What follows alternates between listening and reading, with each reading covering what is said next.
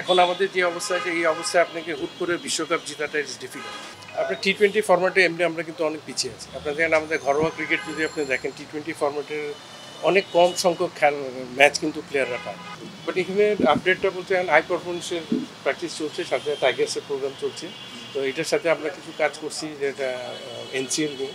তো এনসিএলের টি-20টা হবে, এটা ডিসেম্বর 5 থেকে এটা 17 তারিখ পর্যন্ত হবে। তো এগুলো নিয়ে কাজ চলছে।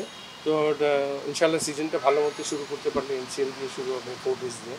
তো আশা করছি প্রোগ্রামগুলি ধাপে ধাপে শেষ করা যাবে। এটা তো মানতেই হবে, কারণ আমাদের ক্রিকেটটা তো পুরোপুরি ঢাকা কেন্দ্রিক।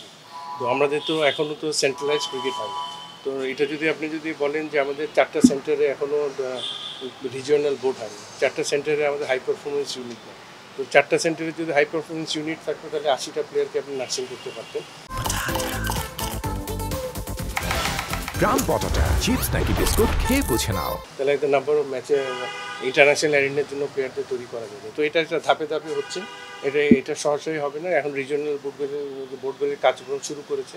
তো আশা করছি ইমিডিয়েটলি 4টা অ্যাটলিস্ট যদি শুরু হয়ে যায় তাহলে 4টা জায়গায় ক্রিকেট সেন্টারগুলি করে প্লেয়ারদের উন্নত মানের প্রশিক্ষণের ব্যবস্থা করা যাবে, নাম্বার অফ প্লেয়ার বাড়ানো যাবে। তো আমাদের এখন সীমিত সংখ্যক যে খেলোয়াড়রা আছে এদেরকে নিয়ে আমাদেরকে টিম ফর্মেটে এখন আগাবে। এখানে দেখেন আপনি যে কোনো টেস্ট প্লেয়িং নেশনে যদি দেখেন ফার্স্ট ক্লাস স্ট্রাকচারটা হচ্ছে সব স্ট্যাবলিশমেন্ট দরকার।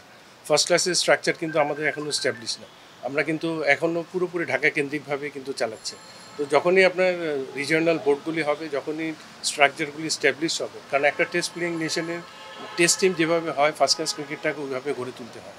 তো সেভাবে কিন্তু আমাদের ঠিক জিনিসটা হচ্ছে না। তো সেইভাবে একটা সময়ের প্রয়োজন এবং এটা নিয়ে কাজ করা হচ্ছে। আশা করছি 2 বছরের মধ্যে এটা একটা সেটেলমেন্ট করা যাবে এবং আশা করছি তখনই আপনার একটা কিছু ভালো ফল একটু দেখা যাবে। কিন্তু এর মধ্যে যা আমাদের সীমিত যা কিছু আছে তা নিয়ে আগাতে হবে।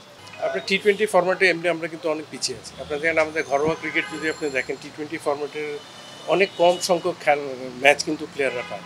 কিন্তু বিপিএল হয়, বিপিএলে দেখবেন টিমগুলির ফ্র্যাঞ্চাইজি ক্রিকেট, এখানে আপনার ইম্পর্টেন্ট অনেক জায়গায় গুরুত্বপূর্ণ জায়গায় আপনার বিদেশি প্লেয়াররা খেলে। তো সেই জায়গায় কিন্তু আমাদের প্লেয়ারদের অপরচুনিটি কম থাকে। এখন চিন্তা করা হচ্ছে যে ডোমেস্টিক লোকাল প্লেয়ারদের জন্য যে টুর্নামেন্টগুলি দেওয়ার, নাম্বার অফ ম্যাচের সংখ্যা বাড়ানো, একটা প্ল্যাটফর্মে যাতে এই টি-20 ফরম্যাটে আরও কিছু খেলোয়াড় দরকার ভালো এবং কিছু আইডেন্টিফাই খেলোয়াড় দরকার একটা প্লেসের মধ্যে যাদেরকে নার্সিং করে ইন্টারন্যাশনালের জন্য রেডি করা। তার সাথে সাথে এই খেলোয়াড়দেরকে ফ্র্যাঞ্চাইজি ক্রিকেটের এক্সপিরিয়েন্সও দিতে হবে। সব কিছু এখানে কিন্তু অনেক চিন্তাভাবনা করে একটা ফরম্যাটে ভালো দল করে কিন্তু বিশ্বকাপের চিন্তাটা করা উচিত। এখন আমাদের যে অবস্থা আছে এই অবস্থায় আপনাকে হুট করে বিশ্বকাপ জেতাটা ইজ ডিফিকাল্ট। তো সেইভাবে একটা সময়ের দরকার। এই সময়ের মধ্যে দলটাকে যদি আমরা রেডি করতে পারি আগামী বিশ্বকাপে ভালো করার আশা করি। এই যেটা বললাম যে 27 থেকে 30টা খেলোয়াড়ের মধ্যে সীমাবদ্ধ 3টা ফরম্যাটের মধ্যে, এইখান থেকে কিন্তু নাড়াচাড়া করতে হচ্ছে খেলোয়াড়রা। তো যতক্ষণ পর্যন্ত আপনি কম্পিটিশনে আপনি অ্যাটলিস্ট 45টার মতো প্লেয়ারকে রেডি করতে পারবেন না, সেই সময় কিন্তু আপনার প্লেয়ারদের ওই কম্পিটিশনের সময়টা কিন্তু থাকে না। তো সেই হিসাবে আমি মনে করি যে সামনের যে ডোমেস্টিক সিজনটা শুরু হচ্ছে ওখান থেকে শুরু করা উচিত এবং এখানে সিলেকশন প্যানেলের টিম ম্যানেজমেন্ট সবারই মনিটরিং থাকা উচিত প্লেয়ারদের উপরে, কোন ফরম্যাটটার মধ্যে কোন খেলোয়াড়কে কোন জায়গাটায় সুযোগটা দিবে এবং প্ল্যাটফর্মের নাম্বার অফ প্লেয়ার সংখ্যাটা বাড়ানো এবং সেভাবে নার্সিং করে ইন্টারন্যাশনাল অ্যারেনায় রেডি করা। তো আমি মনে করছি যে এখন থেকে যদি এখন সবার দৃষ্টিটা ওভাবে দেওয়া উচিত, 3 ফরম্যাটের জন্য একটা ভালো দল করে এদেরকে পুরোপুরি একটা আন্তর্জাতিক পর্যায়ে ভালো পারফরমেন্সের জন্য যাদের রেডি করতে হবে। যে কোনো ওভারসিজ ট্যুরে আপনার এক্সপিরিয়েন্সে কিন্তু যথেষ্ট কাজে লাগে। বিশেষ করে আপনার ওভারসিজ টিমগুলির সাথে 4 টেস্ট ম্যাচগুলি যদি আমরা বেশি সংখ্যক খেলতে পারি, এই এক্সপিরিয়েন্সে কিন্তু অন্যান্য ফরম্যাট ভালো খেলার জন্য কিন্তু সাহসটা দিয়ে দেবে।